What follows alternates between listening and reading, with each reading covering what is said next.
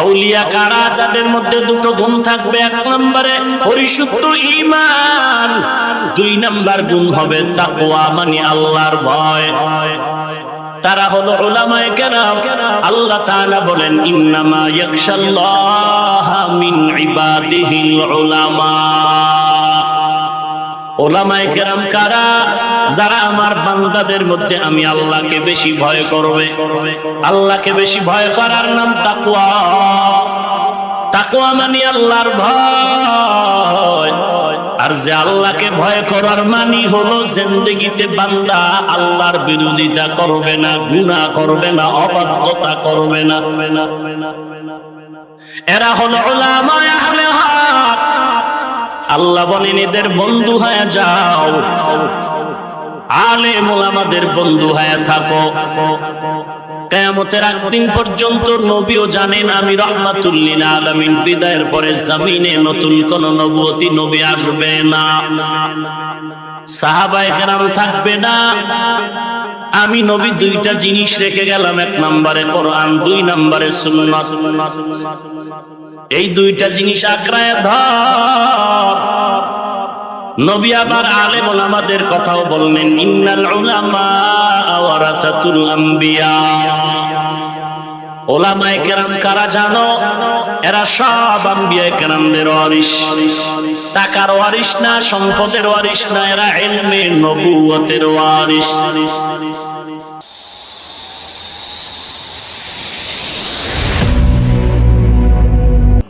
আমি আজ আপনাদের সামনে কিছু কথা বলার নিয়তে কোরআনে হাকিমের সূরা আহজাবের 2 টুকরা আয়াতে কারিমা তিলাওয়াত করেছি। বিশ্ব নবী, শেষ নবী, মহানবী, শ্রেষ্ঠ নবী সাল্লাল্লাহু আলাইহি ওয়া আলিহি ওয়া সাল্লামের অসংখ্য অগণিত অমীয় বাণী পবিত্র হাদিস শরীফের মধ্য থেকে দুটো হাদিস পড়েছি।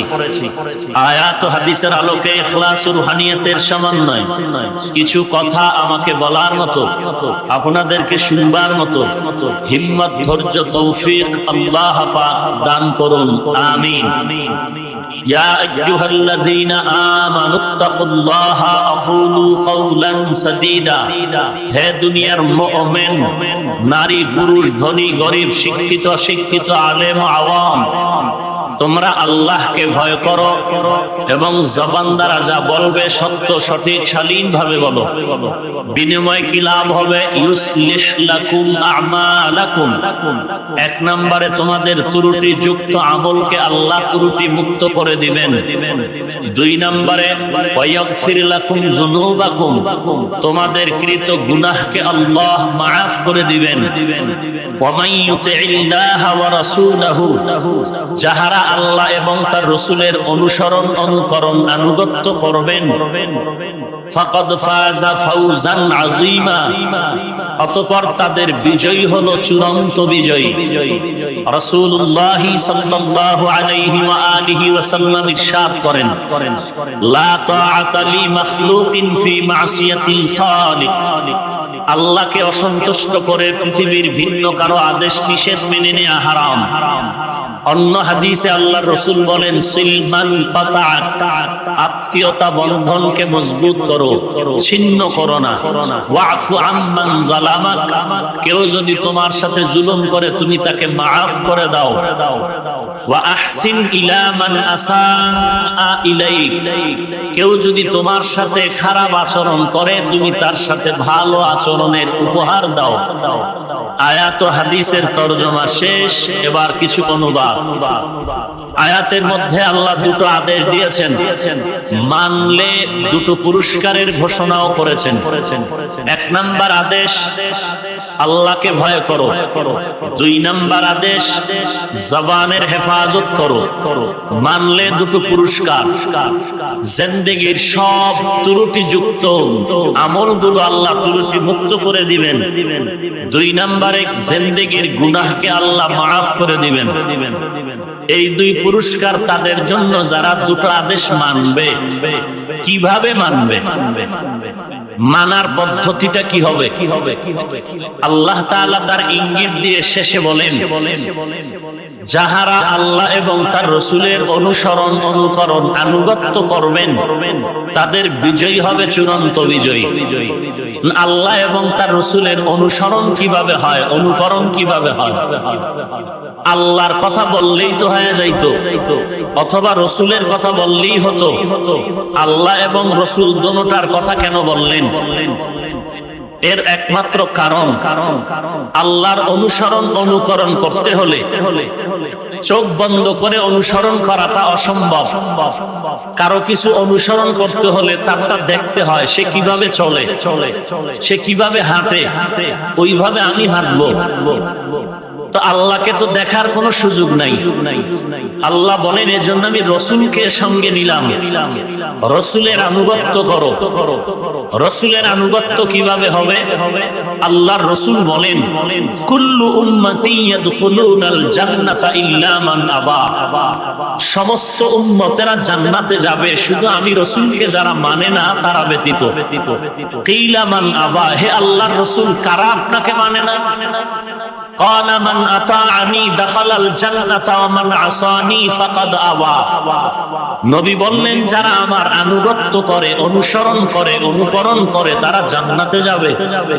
যারা আমার অনুসরণ, অনুকরণ করে না তারা জান্নাতে যাবে না, আমাকে মানে না। রাসূলের আনুগত্য কিভাবে হবে? আল্লাহর রাসূল আরেক হাদিসে বলেন, মান আহাব্বা সুন্নতি ফাকাদ আহাব্বানি। যে আমার সুন্নতকে মহব্বত করে সে আমি রাসূলকেই মহব্বত করে, আর যে রাসূলকে মহব্বত করলো সে আল্লাহকেই মহব্বত করলো, সে বিনা হিসাবে জান্নাতে যাবে। তার রাসূলকে মানা, আল্লাহকে মানার নির্ভরশীলতা আসলো রাসূলের সুন্নতের উপরে। রাসূলের সুন্নতকে কিভাবে মানবো? আল্লাহ বলেন, কাজের দ্বারা, জিহ্বার চাপাবাজির দ্বারা নয়। আমি আমার হুজুরকে মানি, ওস্তাদকে মানি, কিন্তু ওস্তাদ যদি বলে এক গ্লাস পানি দাও, বলে পারবো না, এটা মানা হবে না বাটপারি হবে? আমি রাসূলকে মানি, আল্লাহকে মানি, রাসূল বলেন টুপি পরো, বললাম সম্ভব না, মাথা গরম হয়ে যায়। আল্লাহর রাসূল বললেন তুমি সুন্নতের অনুসরণ করো, আমি বললাম দরকার নাই, তাহলে এটা মানা হবে না, এটাও বাটপারি হবে। কথা বুঝাইতে পারলাম? আল্লাহ পাক রব্বুল আলামিন এক নাম্বার আদেশ দিলেন, আল্লাহকে ভয় করো। এখন রাসূলের সুন্নাত, আল্লাহর মুহাব্বতে রাসূলের আনুগত্য কখন করবে মানুষ? এত বয়ান হচ্ছে বাংলাদেশে, পৃথিবীর আর কোথাও এই সিস্টেমে এত বয়ান হয় না। এত বয়ান, এক একটা থানা শহরে প্রতিদিন, এমন কোন থানা নাই বয়ান চলে না। থানার আঙ্গিনার ভেতরে বয়ান, এক একটা বয়ানের স্টেজে 2-4-5 জন বক্তা আলোচনা করে, এক এক বক্তা 1.5-2 ঘন্টা করে বয়ান করে। সব বক্তার মাকসাদ কি? আল্লাহ মানো, নবী মানো। এত বয়ানের পরেও শুধু বক্তার কি বয়ান? জুমার দিন খতিবের বয়ান, তাবলীগওয়ালাদের বয়ান, আহলে হক পীর মাশায়েখের বয়ান, সবার একই বয়ান, নবী মানো, আল্লাহ মানো, কোরআন ধরো, সুন্নাত ধরো। এরপরও বয়ান শোনার পরে 20 বছর আগের থেকে বয়ান শুনেন, এমন দাড়ি ছিল না, এখনো দাড়ি নাই।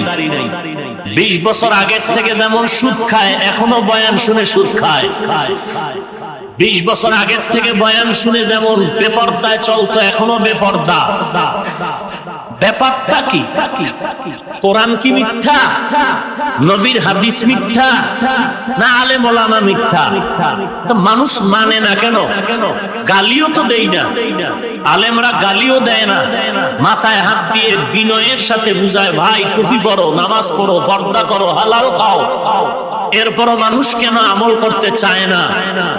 আল্লাহ পাক ওদিকে ইঙ্গিত করে বলেন, ততদিন পর্যন্ত মানুষের ভেতরে আমলের আগ্রহ আসবে না যতদিন পর্যন্ত অপরাধের শাস্তির ভয় জমা না হবে অন্তরে।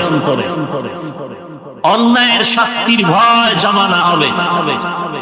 আমরা জানি গুনার কাজ, মিথ্যা বলা গুনাহ, গালি দেওয়া গুনাহ, এরপরও কেন করি? মূলত জাহান্নামের আযাবের ভয় আমাদের অন্তরে এখনো বদ্ধমূল হয় নাই। ভালো করে মনে রাখবেন, ভালো করে মনে রাখবেন, যতদিন পর্যন্ত আল্লাহর আযাবের ভয় অন্তরে জমা না হবে, ততদিন পর্যন্ত মানুষ আল্লাহর দেওয়া বিধান, রাসূলের তরিকা মানার জন্য আগ্রহী হবে না। এক নাম্বার 2, ততদিন পর্যন্ত মানুষের অন্তরে আল্লাহর আযাবের ভয় আসবে না, যতদিন পর্যন্ত এই গোটা দুনিয়ার উম্মতেরা আল্লাহর লাইনে রাসূলের তরিকায় চলনেওয়ালা খাঁটি আল্লাহওয়ালার মহব্বতে সময় তাদের কাছে দিবে না। কি বুঝলেন? কোন আলেম লাগবে না, এটাই তো বুঝাইলাম না? কথা বলেন না কেন? বোবা হয়ে আছেন কেন?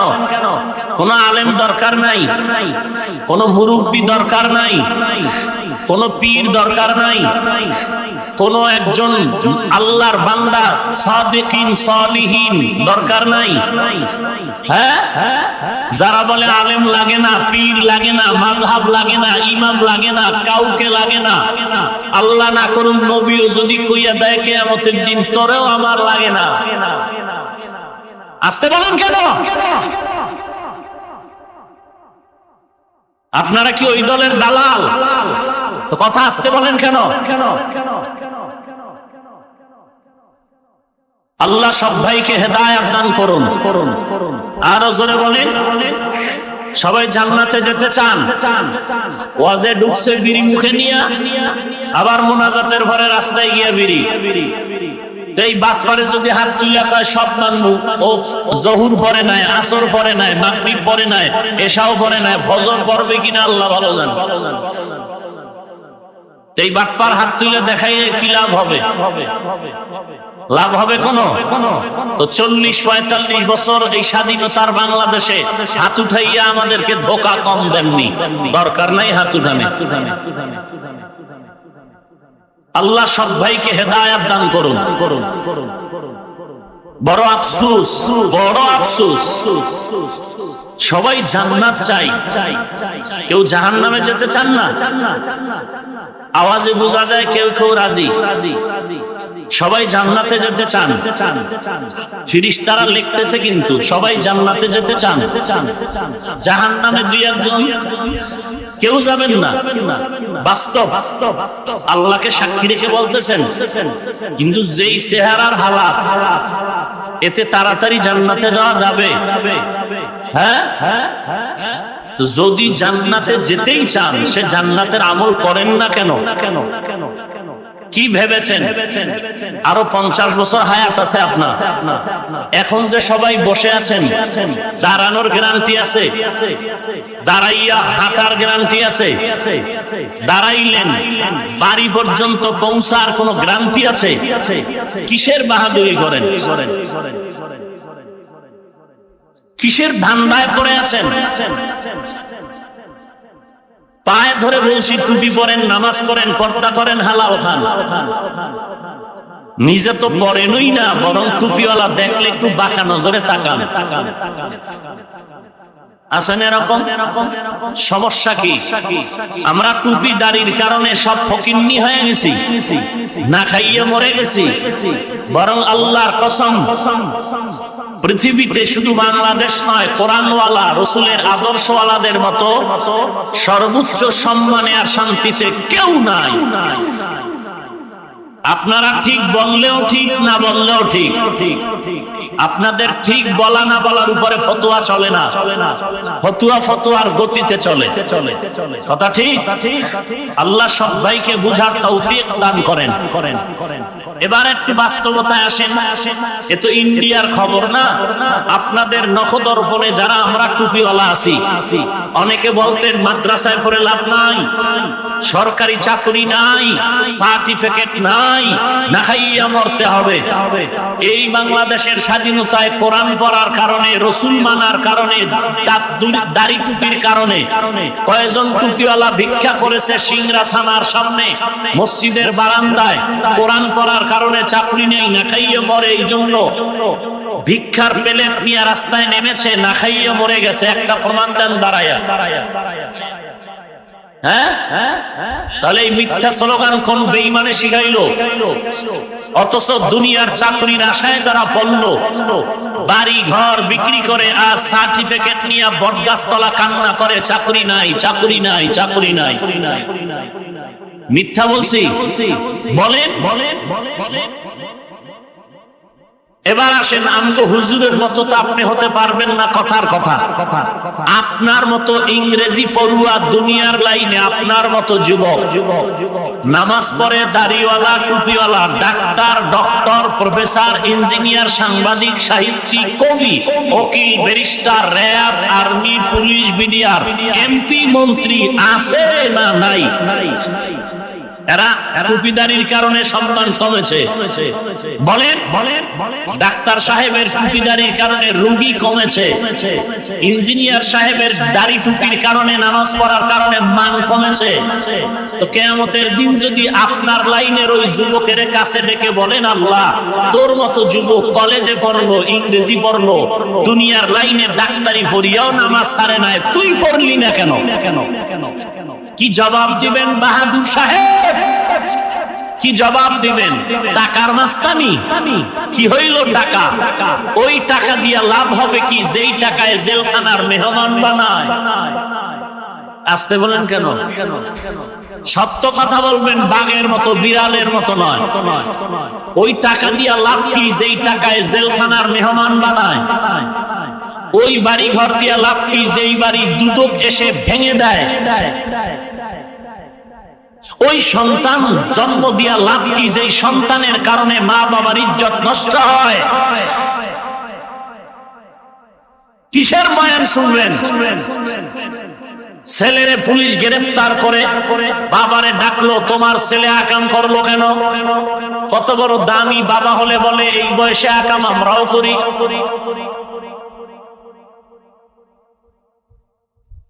এই হলো বাবার হালাত। যেই মা বাবা টেলিভিশনের সামনে বসে নাচ গান দেখে, উলঙ্গ নাচ গান দেখে, এর সামনে ছেলে মেয়ে যদি বসা থাকে, কি পরিমাণ আদর্শওয়ালা হতে পারে? যেই মা বাবা সন্তানের পাশে বসে স্বামী স্ত্রী ঝগড়া করে সন্তানের সামনে, ওই সন্তান মা বাবার থেকে কি শিখবে?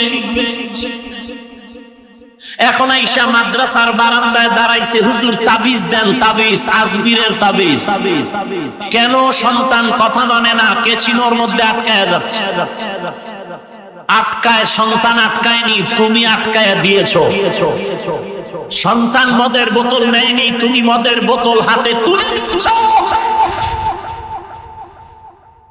এজন্য আল্লাহ কোরআনে বলেন, কিয়ামতের ময়দানে সব সন্তানেরা পিতামাতার বিরুদ্ধে আল্লাহর কাছে মামলা দায়ের করবে। উপায় নাই বাঁচার। সবাই বললেন জান্নাত পেতে চাই, এত সহজ, এত সোজা।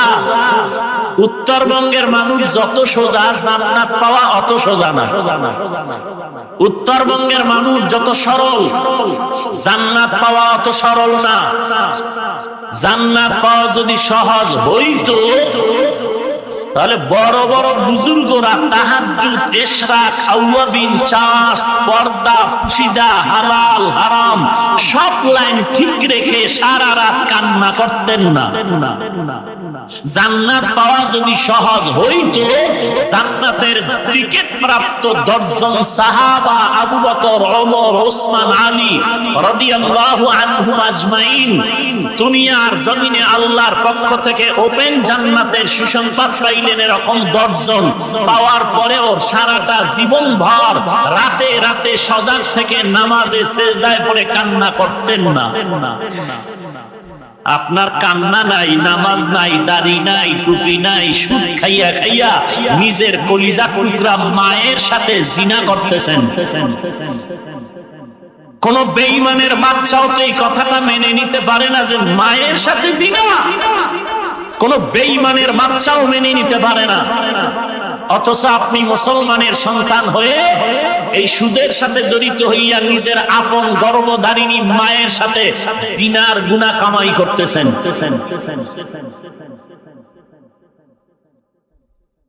শুধু কি এতটুকু? এটা হলো ছোট্ট গুনাহ।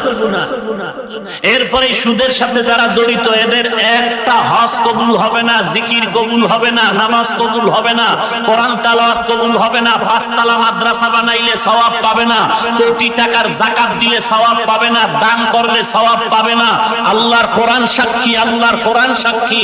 আল্লাহর কোরআন বলে তওবা করে যদি মরে না যাও, তওবা না করে যদি মরো, চিরস্থায়ী জাহান্নাম। ওলামায়ে কেরাম বলেন ভুল হলে ধরায় দেন, আমি চলে যাওয়ার পরে এরা সমালোচনা করবে আর কবিরা গুনাহ হবে।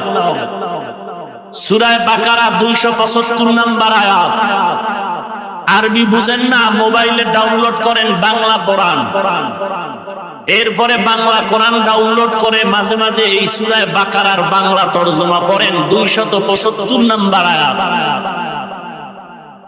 কোন আমল কবুল হবে না। আল্লাহ কুদরতের হাতে আমাদের এই মহা ক্যান্সার থেকে হেফাজত করুন। তাহলে কি বুঝাইলাম? এক নাম্বার, ততদিন পর্যন্ত মানুষ নেক আমল করবে না, গুনাহ ছাড়বে না, যতদিন পর্যন্ত আল্লাহর প্রতি আযাবের ভয় অন্তরে না আসবে। নাম্বার 2, আল্লাহর ভয় অন্তরে ততক্ষণ পর্যন্ত আসবে না যতক্ষণ পর্যন্ত আল্লাহর প্রিয় বান্দা আল্লাহওয়ালার সাথে সম্পর্ক না করবে।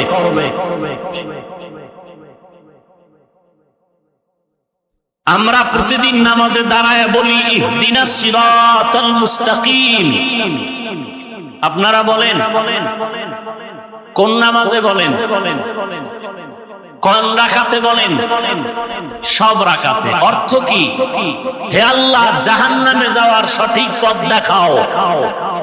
কোথায় যাওয়ার? তো জবাব দেন, কোথায় যাওয়ার? আল্লাহ কি মজার কথা বলতেছেন যে এইবার তোরা জান্নাতে যেতে চাও, কেমনে যাবি? আমি আল্লাহ না নিলে পারবি না? পারবি না। আল্লাহ কাছে কেমনে আমি নিব? আমার কাছে পথ চাবি কেমনে? চাইতে জানো না? চেয়ারম্যান সাহেব, আমার 5 টন গম লাগবে। বলে দরখাস্ত দাও পরিষদ বরাবর, চেয়ারম্যান বরাবর পরিষদে দরখাস্ত দাও।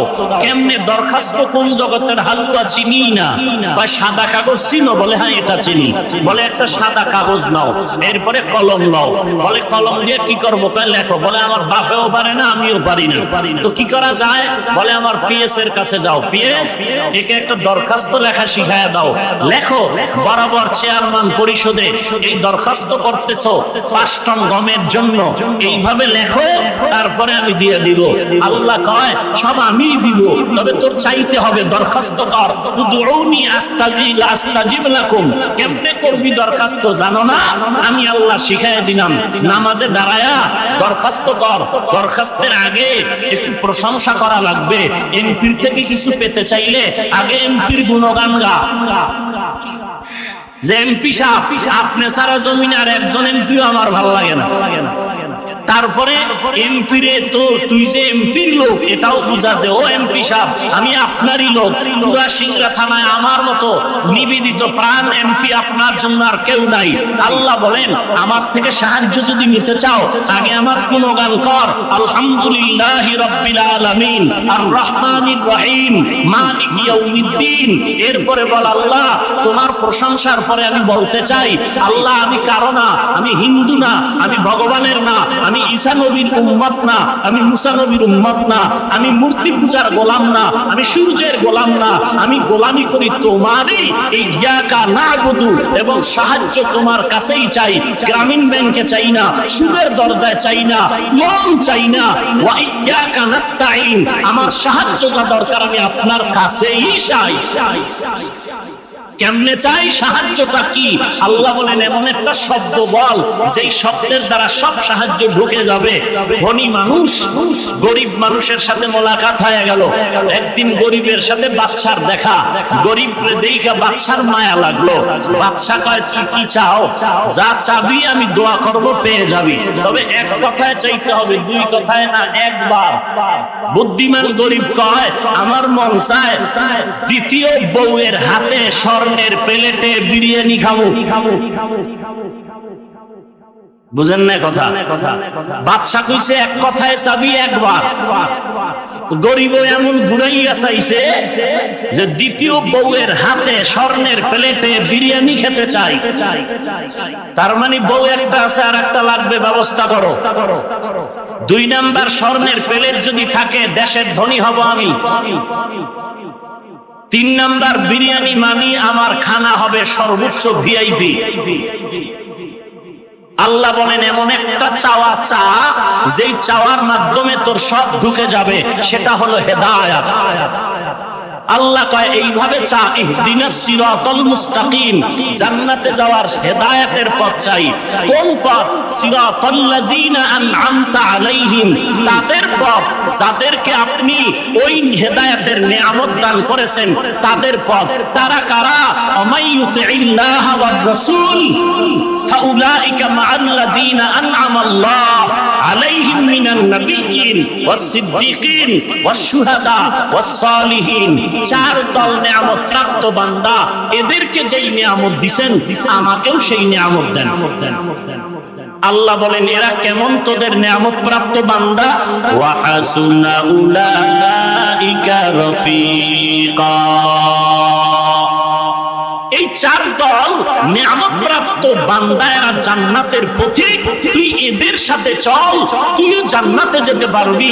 এই 4 দলের মধ্যে এক দল নবীগণ, সিদ্দিকগণ, শহীদগণ, সালেহগণ, শেষ হলো সালিহিন। আল্লাহ কোরআনে যাদেরকে বলেছেন সালিহিন, অন্য আয়াতে আল্লাহ বলেন এরা সাদিকিন, অন্য আয়াতে আল্লাহ বলেন এরা আউলিয়া আল্লাহ, অন্য আয়াতে আল্লাহ বলেন এরা হলো উলামা। এরা কি? আলা ইন্না আউলিয়া আল্লাহি লা খাউফুন আলাইহিম ওয়া লা হুম ইয়াহজানুন আল্লাযীনা আমানু ওয়া কানু ইয়াত্তাকুন। আউলিয়া এক বহুবচন, তার এক বচন হলো ওলি। আউলিয়া কারা? যাদের মধ্যে 2 গুণ থাকবে। 1 নম্বরে পরিশুদ্ধ ঈমান, 2 নাম্বার গুণ হবে তাকওয়া, মানে আল্লাহর ভয়। তারা হলো উলামায়ে কেরাম। আল্লাহ তাআলা বলেন ইন্নামা ইয়াখশাল্লাহা মিন ইবাদিহিল উলামা। উলামায়ে কেরাম কারা? যারা আমার বান্দাদের মধ্যে আমি আল্লাহকে বেশি ভয় করবে। আল্লাহকে বেশি ভয় করার নাম তাকওয়া। তাকওয়া মানে আল্লাহর ভয়। আর যে আল্লাহকে ভয় করার মানে হলো জিন্দেগিতে বান্দা আল্লাহর বিরোধিতা করবে না, গুনাহ করবে না, অবাধ্যতা করবে না। এরা হলো উলামায়ে আহলে হক। আল্লাহ বলেন এদের বন্ধু হয়ে যাও, আলেম ওলামাদের বন্ধু হয়ে থাকো। কিয়ামতের দিন পর্যন্ত নবীও জানেন আমি রাহমাতুল লিল আলামিন, বিদায়ের পরে জমিনে নতুন কোন নবুয়তি নবী আসবে না, সাহাবায়ে কেরাম থাকবে না। আমি নবী 2টা জিনিস রেখে গেলাম, 1 নম্বরে কোরআন, 2 নম্বরে সুন্নাত। এই 2টা জিনিস আঁকড়ায় ধর। নবী আবার আলেম ওলামাদের কথাও বললেন ইন্নাল উলামা ওয়ারাসাতুল আম্বিয়া। ওলামায়ে কেরাম কারা জানো? এরা সব আম্বিয়া কেরামদের ওয়ারিস। টাকার ওয়ারিস না, সম্পদের ওয়ারিস না, এরা ইলমে নবুয়তের ওয়ারিস। এরা আম্বিয়া কেরামদের উত্তরসূরি। হে মুমিন, এদের দাম কত জানো? ফজলুল আলিমি আলাল আবিদি কা ফজলি আলা আদনাকুম। সাহাবায়ে কেরাম আমি রাসূলের দাম যত, আমার উম্মতের মাঝে উলামায়ে কেরামের সম্মান হবে তত। ফাকিহুন ওয়াহিদুন আশাদ্দু আলা শাইতানি মিন আলফি আবিদ। আল্লাহর নবী বলেন 1000 ব্যক্তি সাধারণ মানুষ ইবাদত করবে, তার থেকে একজন আলেমের দাম বেশি। ওই আলেমদের অনুসরণ করো, কারণ কিয়ামত পর্যন্ত সাহাবী থাকবে না, নবী থাকবে না, উলামায়ে কেরাম থাকবে। অতএব তাদের কথা মতো জিন্দেগি চালাও। আমি রাসূলের দুইটা জিনিস তাদের মধ্যে বেশি অনুভব, বেশি দেখবা আমলের লাইনে কোরআন আছে, হাদিস আছে, সুন্নাত আছে। মা বাবা সন্তানকে বড় বানাইলেন, নিজে না খেয়ে সন্তানকে খাওয়াইলেন, নিজে ঘুম না পেরে সন্তানকে ঘুম পাড়ালেন। মা সন্তানের জন্য কত রাত ঘুমায় নাই, কতবার খানার প্লেট নিয়েও খানা খায় নাই। এই সন্তান বড় হওয়ার পর হঠাৎ করে যদি বলে আমার মা চিনি না, বাবাও চিনি না, মাও লাগবে না, বাবাও লাগবে না, সমাজের মানুষ বলবে তোর মতো বেঈমান আর কুলাঙ্গার জমিনে আর কেউ নাই। যেই আলেমের মাধ্যমে আজ আমি হাফিজুর রহমান চেয়ারের মধ্যে বসে বয়ান করতেছি, উলামায়ে কেরামের অবদান। উলামায়ে কেরামের কারণে আমার মা বাবার বিবাহ বৈধ হয়েছে, না হয় আমার মা বাবার বিয়া শুদ্ধ হতো না। উলামায়ে কেরাম আমার দাদার জানাজা, দাদির জানাজা পড়িয়েছে, না হয় কুত্তার মতো মাটি দেওয়া লাগতো, জানাজা কপালে আসতো না। উলামায়ে কেরামের কারণে পশ্চিম চিনতাম না, চিনলাম, আল্লাহ চিনতাম না, আল্লাহ চিনলাম। উলামায়ে কেরামের মাধ্যমে নবী চিনলাম, সুন্নাত চিনলাম, কোরআন পড়লাম, হাদিস পড়লাম। উলামায়ে কেরামের মাধ্যমে হক আর বাতিল পরিচয় পেলাম। উলামায়ে কেরামের মাধ্যমে হালাল হারামের পরিচয় পেলাম।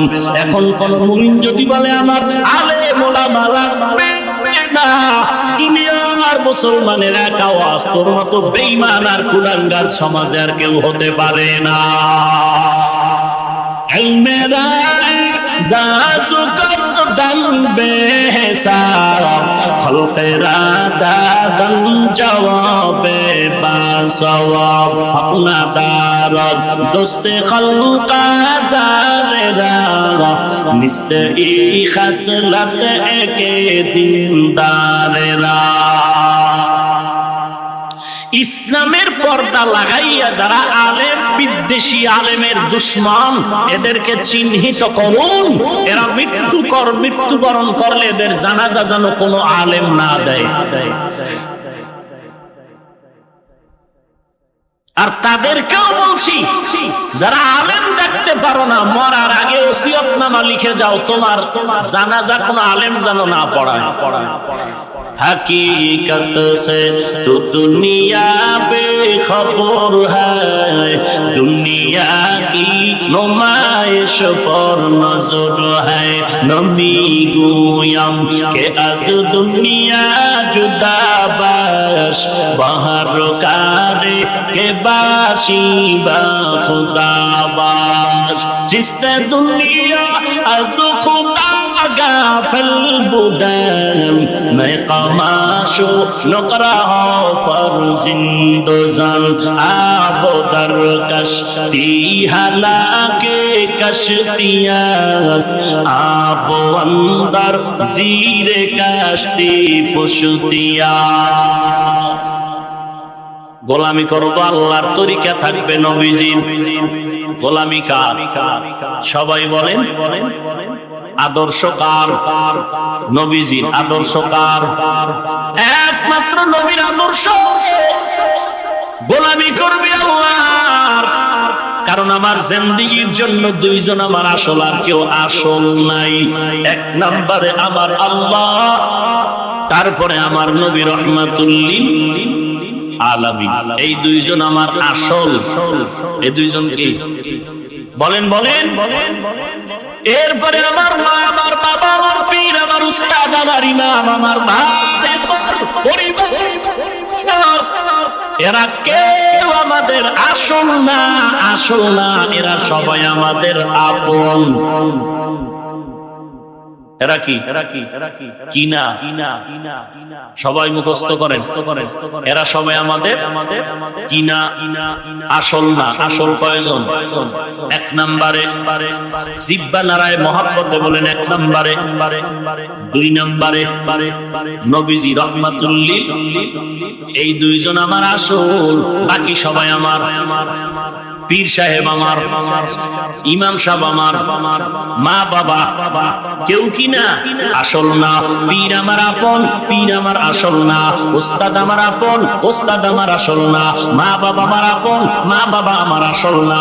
আসল হলো আমার দুইজন, এক নম্বরে আল্লাহ, দুই নম্বরে হলো রহমাতুল লিল আলামিন, বাকি সবাই আমাদের আপন। তবে ওই আপনটা কতক্ষণ? ওই আপন আব্বা আম্মা আপন কতক্ষণ? ওস্তাদ আমার আপন কতক্ষণ? পীর সাহেব আমার আপন কতক্ষণ? তারা আমার দুইটা আসল ঠিক রাখবে যতক্ষণ। আসল কয়জন? এক নম্বরে, দুই নম্বরে, অন্যরা সবাই কি এই আপন থাকবে কতক্ষণ? আল্লাহ এবং নবীর লাইন মতো আমার আব্বা আম্মা চলবে যতক্ষণ। আমার পীরকে আমি আপন মনে করি ততক্ষণ। পীর আমার আল্লাহ এবং নবীর তরিকা মতে চলবে যতক্ষণ। আমার ইমাম সাহেবকে আমি আপন মনে করব ততক্ষণ, যতক্ষণ পর্যন্ত আল্লাহর গোলামি করবে, নবীর তরিকা মানবে। যদি দেখি আমার আব্বা আম্মা আল্লাহ মানে না, নবী মানে না, আমিও আব্বা আম্মা মানি না। যদি দেখি আমার পীর আমার আল্লাহ মানে না, আমার নবী মানে না, আমি আমার পীরকেও মানতে রাজি না। কারণ আমি গোলামি করব আল্লাহর তরিকা, মানব নবীজি। हम सूरत तो हम सीराते मुस्तफा दर तमामी हाले ऊकुल इत्तिबा इत्तिबाए सुन्नते खैरुल बशर गिरे लाजिम ताबया बी ए पेसार। আল্লাহ বলেন আমাকে ভয় কর, জবানের হেফাজত করো। জবান তারে কেমনে হেফাজত করবা? এক নম্বরে জবান দ্বারা মিথ্যা কথা বলবা না, সাবধান। কারণ আল্লাহ বলেন ওয়াইলুল ইয়াউমাইযিল লিল মুকাদ্দিবিন, মিথ্যাবাদীর জন্য ওয়াইল নামক জাহান্নাম। মিথ্যাবাদীর জন্য ওয়াইল নামক জাহান্নাম। এক নম্বরে মিথ্যা কথা বন্ধ করো, জবানকে হেফাজত করো। জবান দ্বারা মিথ্যা বলবা না, কারণ মিথ্যাবাদীর ধ্বংস অনিবার্য একদিন, আগে আর পরে। মিথ্যা কথা বলে বলে মাকে ধোকা দিয়েছো, সরকারের ধোকা দিয়েছো, কাস্টমারের ধোকা দিয়া টাকার বালিশ বানাইছো। একদিন তাকায় দেখবি তোর টাকার বালিশ ইঁদুর বন্ধু খাইয়া ফেলাইছে। মিথ্যার বিচার। এক নম্বর জবানের হেফাজত করো, মিথ্যা থেকে জবানকে বাঁচাও। সংক্ষেপে বলছি, দুই নম্বর জবানের হেফাজত যদি করতে চাও, গালাগালির থেকে জবানকে বাঁচাও। قال النبي صلى الله عليه وآله وسلم سباب المسلمين فسوق وقتاله كفر। মদিনার নবী বলেন মুমিন মুমিনকে গালি দেওয়া পাপিষ্টের কাজ। এক মুমিন আর এক মুমিনের বিরুদ্ধে জিহাদের ঘোষণা দেওয়া বেদিনের কাজ। قال النبي صلى الله عليه وآله وسلم المسلم من سلم المسلمون من لسانه ويده। আল্লাহর নবী বলেন খাঁটি মুসলমান ওই ব্যক্তি যার হাত আর জবান দ্বারা মানুষ কষ্ট পায় না। মদিনার নবী বলেন এর উম্মতের দল দুটো জিনিস যদি হেফাজতের জিম্মা নাও, আমি নবী তোরে জান্নাতে নেওয়ার জিম্মা নিব। قال النبي صلى الله عليه وآله وسلم من يزمني ما بين لحييه وما بين رجليه أزمن له الجنة। দুইটা জিনিস হেফাজত করো, এক নম্বরে জবানের হেফাজত করো, দুই নম্বরে লজ্জাস্থানের হেফাজত করো। নবী বলেন আমি নবী তোমাকে জান্নাতে নেওয়ার জিম্মাদারি নিব। अपना दारत दोस्ते खल्का जारेरा निस्तई खसलत के दीनदारेरा कुव्वते ने की नदारी बदमकुल बरवजूदे खुदसतम बेहद मकुल। মোনাজাত দিয়ে দিব আর একটু সামনে আগাবো, সবাই বসবেন তো ইনশাআল্লাহ। উঠা বসা করতেছে আমি নিষেধ করছি বারবার, উঠলেই মোনাজাত দিয়ে নাও, উঠা বসা করলেই মোনাজাত দিন। ইয়া আইয়ুহাল্লাযীনা আমানুত্তাকুল্লাহ, কাকে ভয় করব? আরো জোরে বলেন, আল্লাহকে ভয় করো, জবানের হেফাজত করো। কেমনে করবা? এক নম্বরে মিথ্যা কথা বলা বন্ধ করে দাও। পারি না, আল্লাহর কাছে তৌফিক চাও, আল্লাহ তুমি তৌফিক দাও, আমি জবান দ্বারা মিথ্যা কথা বলবো না। আল্লাহ তৌফিক দিলেই মিথ্যা বন্ধ করা সম্ভব। দুই নাম্বার, জবান দ্বারা গালাগালি করিও না। অন্যকে কেন মিয়া, নিজের ছেলে মেয়ে স্ত্রী পরিবার আত্মীয় স্বজনরে কি পরিমাণ গালি দেন, আর মোবাইলে কি পরিমাণ মিথ্যার চর্চা করেন, একটু চিন্তা করি। কি পরিমাণ মিথ্যাই মোবাইল নামের গজব দিয়া সাপ্লাই দিচ্ছেন, একটু চিন্তা করেন। শুরুতেই বলেছি, এত বড় বড় বুজুর্গ আলেম আমলওয়ালা, এরপর জিন্দেগি ভর কান্না করেছেন, কবরে কি উপায় হবে আমার,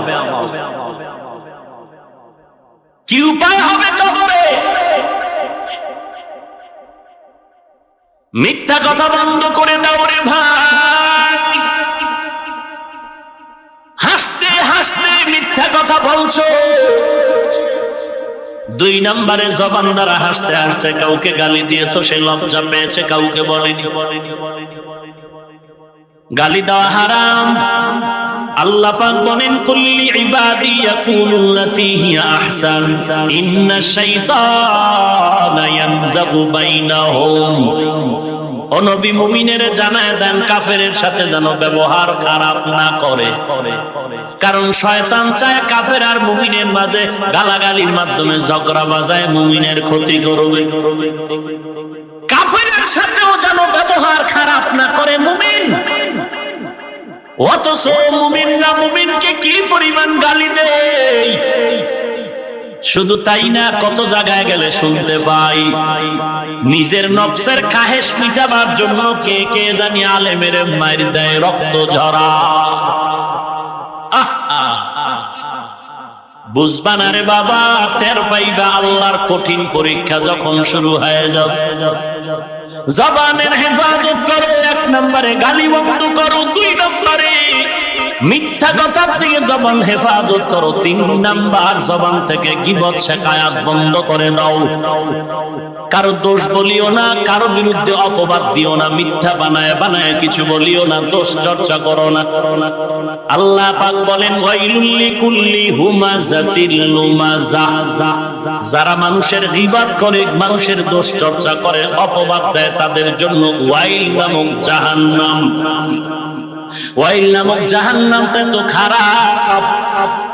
কয়েক প্রকার মানুষের ব্যাপারে আল্লাহ বারবার বলছে, এরা ওয়াইল নামক জাহান্নামে যাবে। ওয়াইলুল লিল মুতাফফিফিন, ব্যবসা মাপে জোপে যারা ব্যবসা দোকানদারেরা মাপে ভেজাল করো, তাদের জন্য ওয়াইল নামক জাহান্নাম। ফাওয়াইলুল লিল মুসাল্লিন, মানুষকে দেখানোর জন্য যারা নামাজ পড়ো, তাদের জন্য ওয়াইল নামক জাহান্নাম।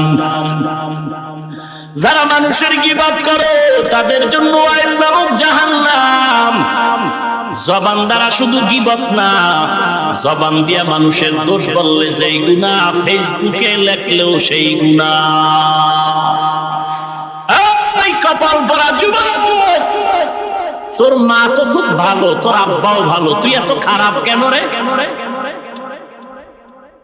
তুই ক্লাস 8 পড়ো, মাদ্রাসায় যারা পড়ো, হয়তো দাখিল পড়ো, অথবা কওমি মাদ্রাসায় কাফিয়া পড়ো, শরহে ফিকহ পড়ো, তোর মতো যুবক যদি চরমনাইর হুজুরকে গালি দাও, ফেসবুকের মাধ্যমে হাটহাজারীর হুজুরকে গালি দাও, কপালে লিখে নে তোর কপালে জিন্দেগিতে শান্তি আর সম্মান আসবে না। তুই এত বড় বেয়াদব কেন? এত বড় সাহস তোর কি করে হলো? তোর মতো বেয়াদবের চরমনাইয়ের বিরুদ্ধে বললেও কি না বললেও কি, কিন্তু কপাল তো তোরটা পুড়ে যাচ্ছে, তোর মা বাবায় জানে না। তুই হাটহাজারীর হুজুরকে গালি দিলেও কি হবে, না দিলেও কি হবে, মাঝখানে তোর কপাল পুড়ে যাচ্ছে, তোর বাপ মা জানে না, তোর শিক্ষক জানে না। হঠাৎ করে দেখা যায় রাস্তায় পাগল হয়ে ঘুরতেছে, লঙ্গি নাই, ইংরেজিতে আর আরবিতে কথা বলে। ব্যাপারটা কি? পাগল রাস্তার আরবি বলে কেন, ইংলিশ বলে কেন? পাগলদের জন্য কি ইংরেজি কোচিং করানো হয়? না না, ভালো ছাত্র ছিল, বেয়াদবি করার কারণে গজবে পড়েছে।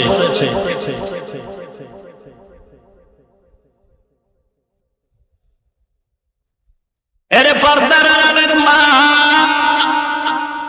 আসেনি, মা এরে পর্দার আড়ালের মা, আজকে সিংড়া থানার মাহফিলে আপনারাও কত দূর থেকে আজকে বয়ান শোনার জন্য আসছেন। আমি হাফিজুর রহমানের মা, জন্য আপনারাও সন্তানের মা। মনটা কি চায় না একজন আলেমের মা হয়ে কবরে যাবেন? সন্তান আপনার জানাজার ইমামতি করবে, সন্তান আপনার কবরে গিয়া কোরআন তেলাওয়াত করো। এরে পর্দার আড়ালের মা, যদি আপনি ভালো সন্তানের মা হয়ে কবরে যেতে চান, আপনাকে নিজেকে আদর্শবান হওয়া দরকার। এরে পর্দার আড়ালের মা, আপনিও মাইকের আওয়াজ শুনতেছেন, মনে মনে ভাবতেছেন এই হাফিজুর রহমান কোন মায়ের সন্তান, মনে মনে ভাবতেছেন। অনেকে আমাকে বলে, চিঠি দেয়, হুজুর আপনার মাকে একটু দেখতে মনে চায়, দেখবো কেমন মা, আপনাকে গর্বে নিয়েছে।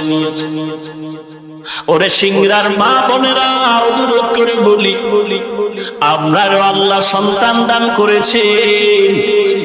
যত সন্তান এই বাংলাদেশে তাকায়া দেখেন, তারা ভালো লাইনে আছে, ভালো সম্মানে আছে, একমাত্র কারণ তার মা ভালো হওয়ার কারণে সন্তান ভালো হয়েছে। আর যদি আপনি মা যদি ভালো হতে চান, এক নম্বরে পর্দা রক্ষা করা লাগবে। বেপর্দায় গেলে বেগানার বদনজর লাগবে, বেগানার বদনজর পড়লে মা চরিত্র ধ্বংস হয়ে যাবে। বেগানার নজর যদি লেগে যায়, তাহলে ওই বদনজরে আপনার গর্ভে গিয়ে আঘাত করবে, আপনার সন্তানটা নষ্ট হয়ে যাবে। ও মা, ওই বেগানার বদনজর থেকে যদি বাঁচতে চাও, তাহলে বেগানার বদনজর থেকে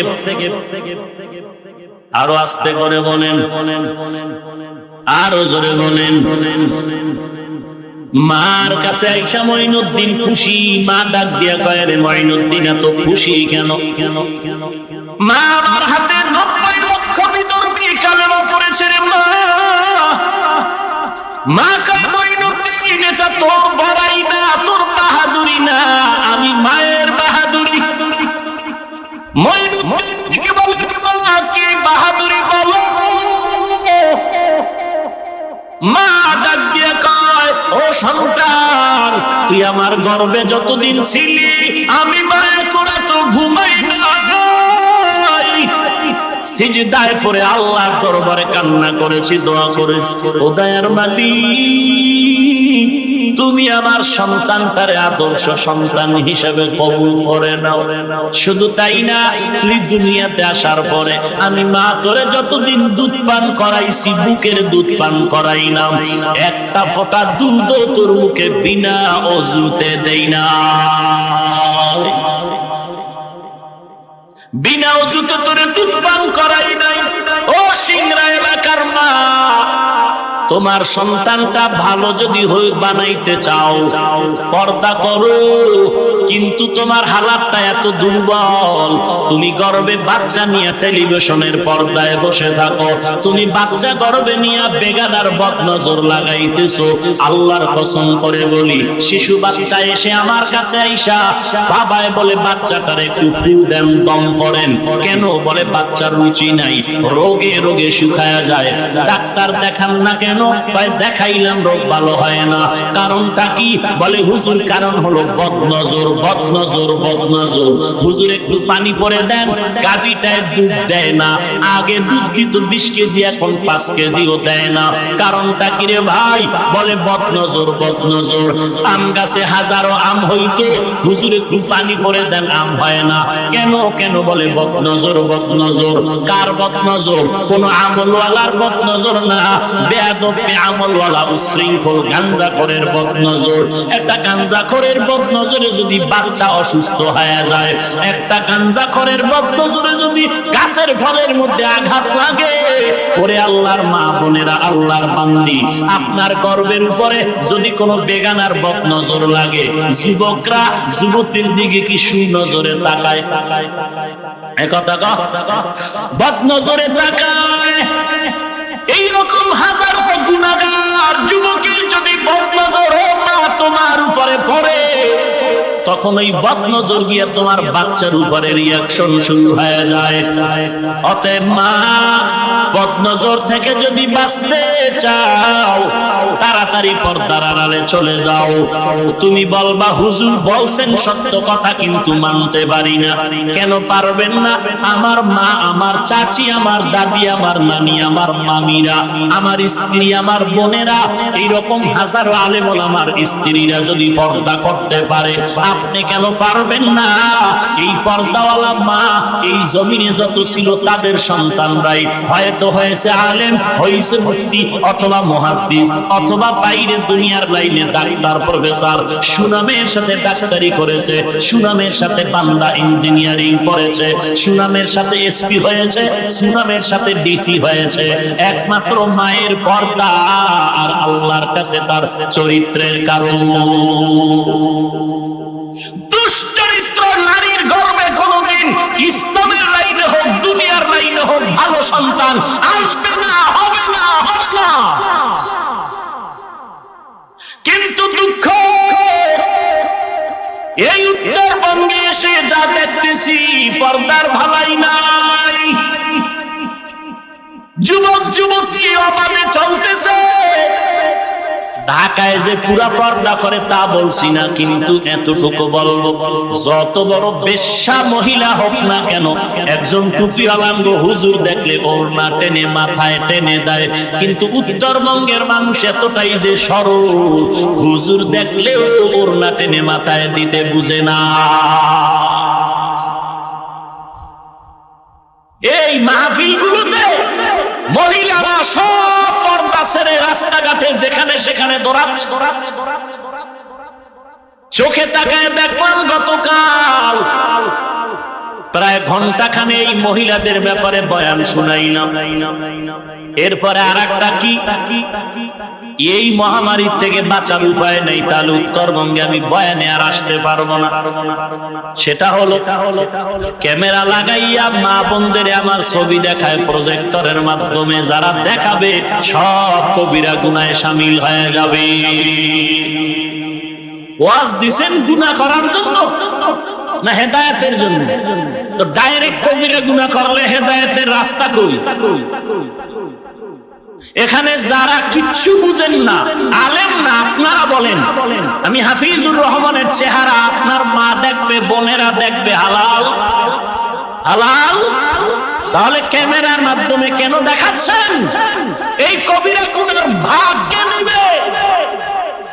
কে নিবে এই গুনার ভাগ? এক জায়গায় বলতে গেছি হাদিয়াই দেয় না, বয়ান করে দৌড়। এই উত্তরবঙ্গের সুনাম গাইতেছি, রাগ করবেন না।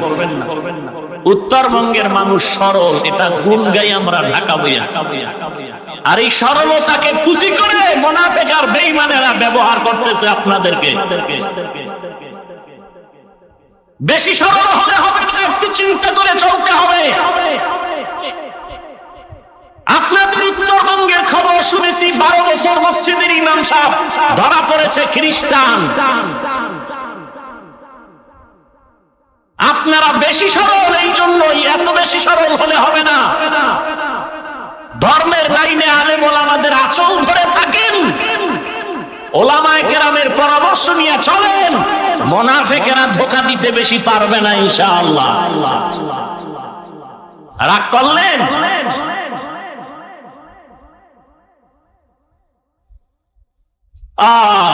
এত চিল্লাই, এত বয়ান করি রে যুবক।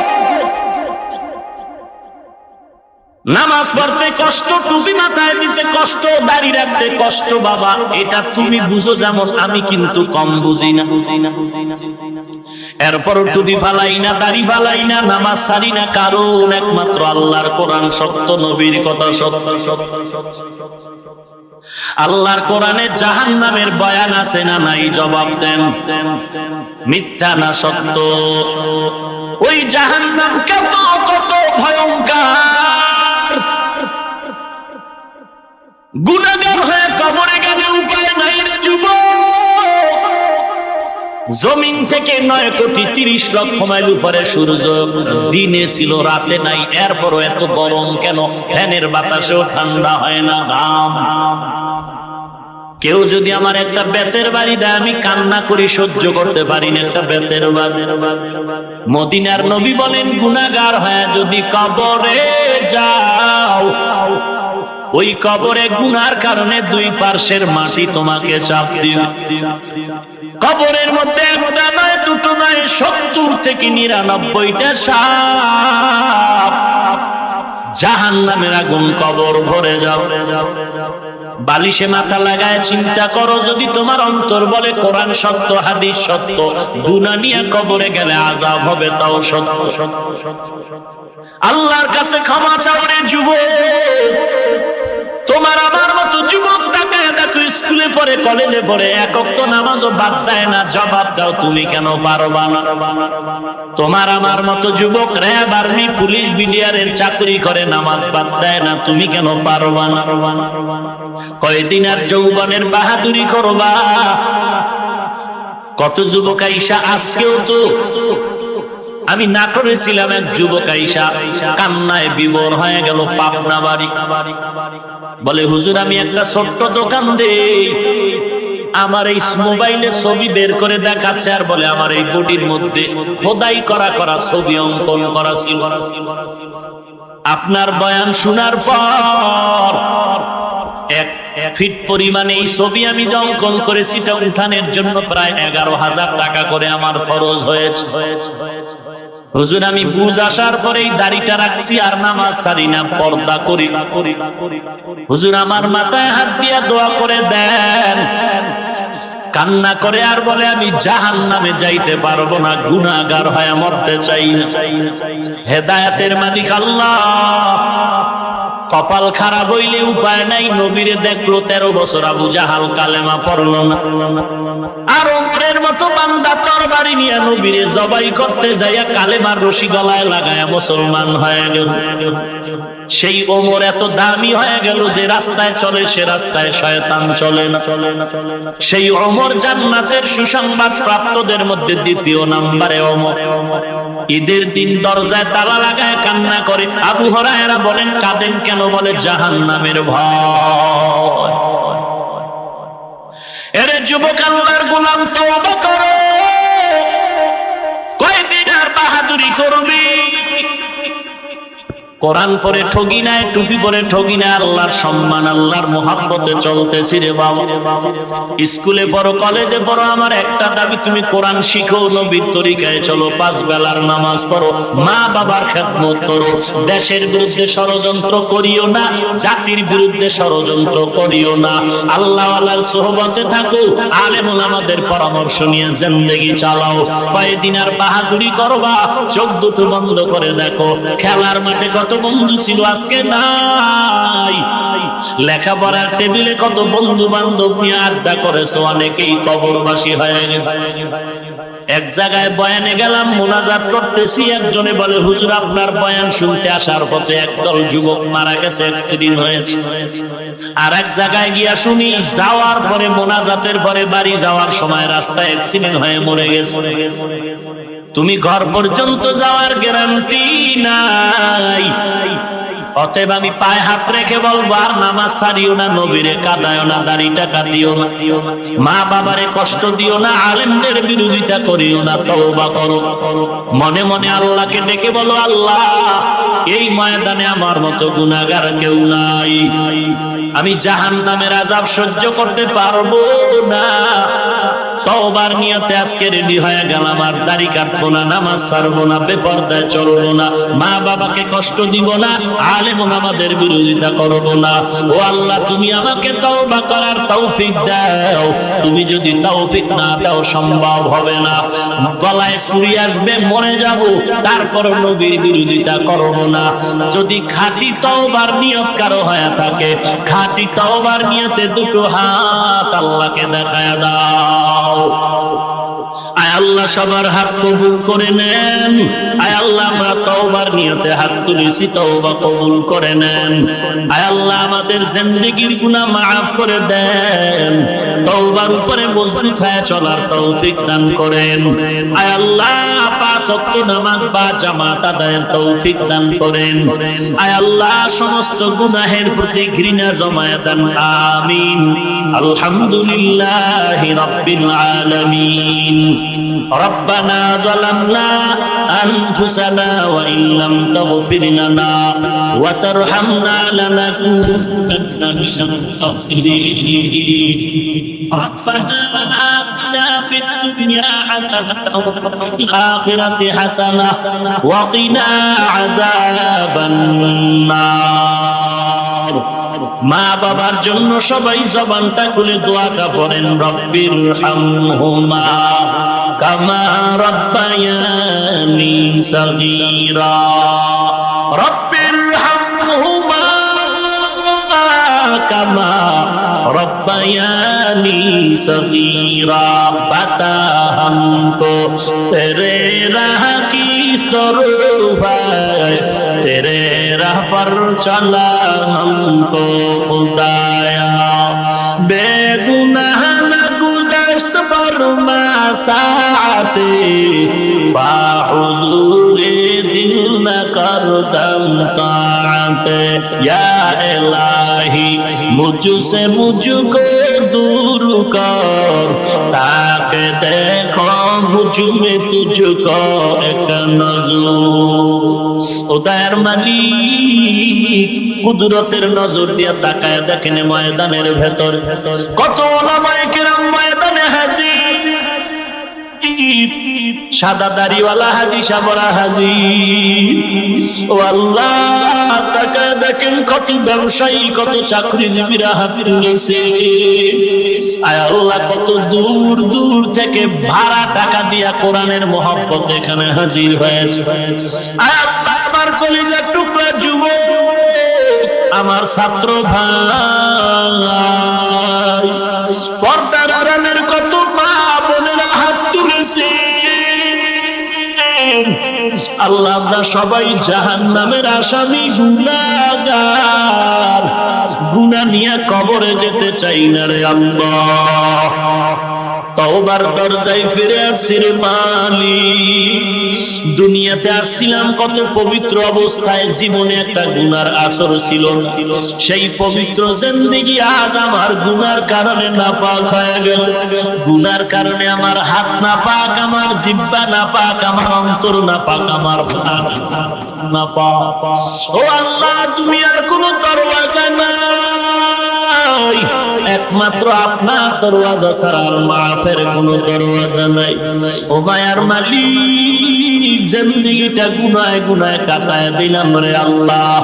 তওবার নিয়তে হাত তুলেছি, মেহেরবানি করে আমাদের সবাইকে আপনি মাফ করে দেন আল্লাহ। এ জীবনে না করিলাম বন্দেগি, গুনাহ করে কাটা জিন্দেগি গুনাহ করে কাটাইলা, জিন্দেগি তওবা করে আবার তওবা ভাঙ্গিলা, তওবা করে আবার তওবা ভাঙ্গিলা, অবশেষে খাতির তওবা করিনা। সকলেরই দরজা হইতে ফিরিয়া আপনার দরজায় রইলাম তাকায়া। ও দয়ার মালিক, গুনাহের কারণে আপনি বেজার হয়ে খালি ফিরাইয়া দিয়েন না। ও আল্লাহ, আপনি যদি আমাদের খালি ফিরাইয়া দেন, এই ময়দানে কেন হাজির করছেন রে আল্লাহ? আপনি যদি আমাদের ক্ষমা নাই করেন, গফফার নামটা কেন রাখলেন? আপনি যদি আমাদের ক্ষমা না করেন, রহমান নামটা কেন রাখলেন? ও আল্লাহ, আমরা তো আপনার আদরের নবীর উম্মত। কত বড় বড় বেঈমানকেও তো আপনি মাফ করে দিয়েছেন। আমরা তো আপনার আদরের নবীর উম্মত। নবীজির মহব্বতে আমাদের সবাইকে আপনি মাফ করে দেন আল্লাহ। মা বোনদের মাফ করে দেন, মা বোনদের পর্দা নিশি আবেদা বানায় দেন, ছেলে সন্তানগুলো দিনদার নেককার বানায় দেন। প্রত্যেকটা মা বাবাকে নেককার সন্তানের মা বাবা হওয়ার তৌফিক দান করেন। ও আল্লাহ, যারা ব্যবসা করে, চাকরি করে, কামাই রুজিতে হালাল ভাবে বরকত বাড়ায় দেন। ও আল্লাহ, আমাদের সবাইকে দ্বীনের খাদিম হিসেবে কবুল করে নেন। সারা দুনিয়ার মুসলমানের ঈমান আমল হেফাজত করেন। বাংলাদেশ শান্তির দেশ বানায় দেন। দ্বীনের জন্য, দেশ রক্ষার জন্য যারা জীবন দিল তাদের মাফ করে দেন। এখনো যারা চেষ্টা করে কবুল করে নেন। আয় আল্লাহ, সকলের দ্বীনের নেক আশা নবীজির মহব্বতে পূরণ করে দেন। সমস্ত মাদ্রাসা কবুল করে নেন।